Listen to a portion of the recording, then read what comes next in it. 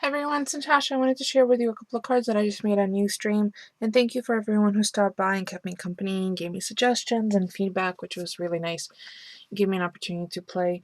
So I received a Spellbinders set, which is the oval crown, the crown oval, just the other day, and I used the largest one, which fits very nicely on an A2 size card. And then I thought I would play with a couple of Stamper's Best stamps, and it's this one right here. And I will include a link below to my blog post that has a recipe for both cards. And then the cute little seahorse, I know he's in desperate need of a cleanup. So let me show you what I did for each one of the cards. This card started out as a cream base, just a cream base of the note cards from Hobby Lobby. Then I cut the largest crown oval from Spellbinders out of cream color cardstock, and then used one of the pages from the Seven Gypsies off the wallpaper. Oh, I'm so sorry about the glare. Let me just turn that off. So I used the off the wall paper, and I used this particular one. And this paper is really cool because it's not cardstock, it is paper, but it is double-sided. And one side has the background image with collaged images over it, and the back side has just the background image, which is wonderful if you want to layer your own stuff on it. So I use this particular one, which is kind of like the globe and the newsprint on the background. And because I trimmed it down, it cut off one of the edges that had the distress on it, but I totally reproduced the distressing on the paper by using bundled sage, black soot, antique linen, all of these together using my little fingertip daubers, which are from Tsukunoko. And I just love saying that. And then there's a layer of some of this Tim Holtz tape on it, just to give a little bit of a dimension.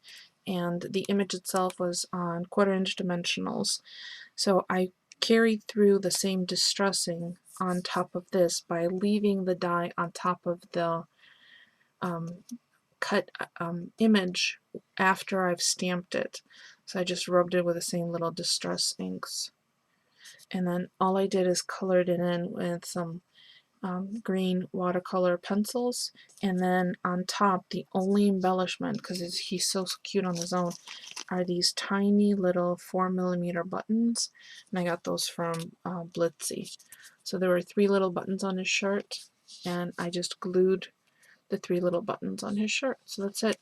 And on the inside, I just used a tiny little strip of leftover paper, and there's no sentiment, so I could use this for anything, but it's totally like a little boy's card or a masculine card, and doesn't really need a lot of embellishment. And because there's so much texture depth from the distressing colors on the paper, it stands on its own. So that was card number 1. And the second card, let me just move these out of the way, it's a little more elaborate. For this one, I stamped the little seahorse, which is gorgeous, fine detail, and sorry, some glitter dropped on it. I have to wash the poor little thing.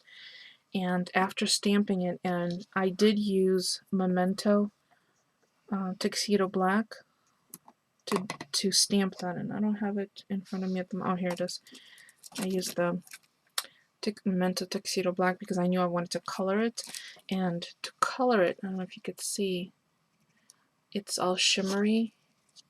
I used the Tattered Angels Glimmer Glam and Tide Pool, which has been kicking around on my desk from other projects. I think I'm an opportunistic crafter. Whatever's on my desk ends up being used, so I had a couple of leftover things, so I thought I would use them. And that's what I used. I just used a paintbrush, and I painted it on just over him specifically, over the little seahorse specifically, so now you see all this glitter. And then I used a tiny little pearl from Wild Orchid Crafts from this mixed green self-adhesive 90 pack. and it was this one, and then matching pearls in the 60 pack, the 5mm, which is, there's the code for that, in this beautiful sea foam around the top and around the bottom. I used the sequins in aqua. So those are the three for the embellishments around the little seahorse and his eye. Just cute little, tiny little 3mm.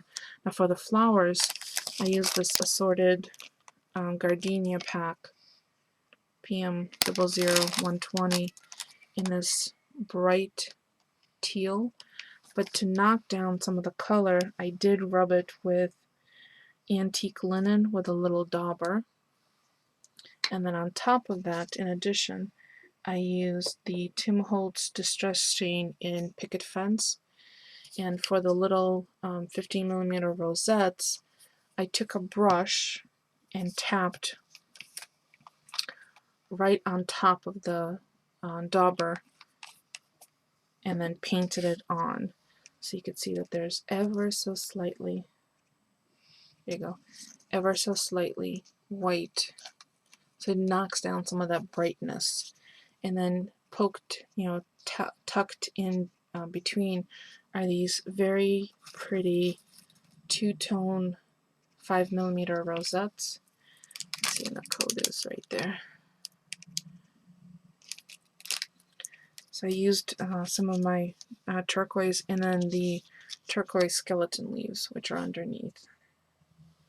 And this paper is from Basic Gray, and it's from Indie Bloom. Leftover piece right there. And I keep them in the sleeves because then I have little leftover pieces that I could use for smaller projects. So, and everything's on 1/4" dimensionals, and I think this might fit into a standard A2 size envelope. So let me just double check, because the note cards are just a 1/4" narrower. So yeah, this would fit into the little scrapbook. I would say this is probably a hand-delivered card, or a card that would fit into a package rather than being mailed on its own, whereas this one can absolutely be mailed on its own because of the only dimension is this 1/4" padding on the die cut. So there you go. What I'll do is I will include the full recipe for each of these cards on my blog, and I'll include a link in the description below. So on my blog you'll have a link to both of the stamps as well as all the flowers. If you have any questions for me, please leave me a comment. Otherwise, thank you so much for watching.